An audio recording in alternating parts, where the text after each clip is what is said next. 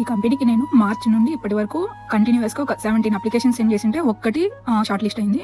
So సెప్టెంబర్లో screening call అయిపోయింది.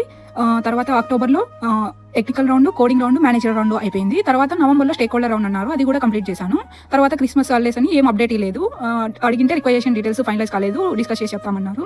తర్వాత నేను జాన్ 1కి క్యాండిడేట్ పోర్టల్ ఓపెన్ చేసి చూస్తే యాక్టివ్లో ఉండాల్సిన ఈ automation test engineer role inactive move చేసి నాట్ సెలెక్టెడ్ పెట్టారు. నాకు రీజన్ అయితే ఏం చెప్పలేదు, హెచ్ఆర్ కూడా కాల్ చేసి ఏం అప్డేట్ ఇవ్వలేదు. సరే కదా అని నేనే కాల్ చేశాను అండ్ మెయిల్ కూడా చేశాను, ఏం రిప్లై ఇవ్వలేదు, ఏం రెస్పాన్స్ ఇవ్వలేదు. అండ్ లింక్డ్ఇన్లో కూడా మెసేజ్ చేశాను, అక్కడ కూడా ఏం రిప్లై అండ్ రెస్పాన్స్ ఇవ్వలేదు. తర్వాత ఇంక ఇలా కాదని నేనే హెల్ప్ సెంటర్కి వెళ్ళి వాళ్ళతో హెల్ప్ డెస్క్ వాళ్ళతో చార్జ్ చేసి కంప్లైంట్ రైజ్ చేస్తే అప్పుడు హెచ్ఆర్ నిన్న మెయిల్ పెట్టింది, లైక్ ఇట్లా రిజెక్ట్ చేసాము, నీకు రీజన్ కావాలంటే ఇంకో హెచ్ఆర్ని అడుగు అని మెయిల్ పెట్టింది. అసలు ఏం జరుగుతుందో నాకు అర్థమే కాలేదు. అన్ని రౌండ్స్ ఇంటర్వ్యూ క్లియర్ చేసిన తర్వాత కూడా ఆఫర్ లెటర్ ప్రాసెస్ చేయకుండా, వితౌట్ రీజన్ కూడా చెప్పకోకుండా రిజెక్ట్ చేస్తా ఉన్నారు.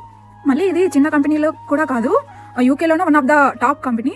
ఇలాంటి కంపెనీస్లోనే ఇలా చేస్తే నేను అసలు ఈ రోల్ కోసం 4 months నా టైము, నా ఎఫర్ట్ మొత్తం వేస్ట్. అసలు ఇది చూసాక ఫస్ట్ నాకు కోపం వచ్చింది, తర్వాత చాలా బాధేసింది, తర్వాత రియలైజ్ అయ్యా ఇలాంటి రిజెక్షన్ చూసినప్పుడే నాలో ఇంకా కసి చాలా పెరుగుతుంది జాబ్ కొట్టాలని.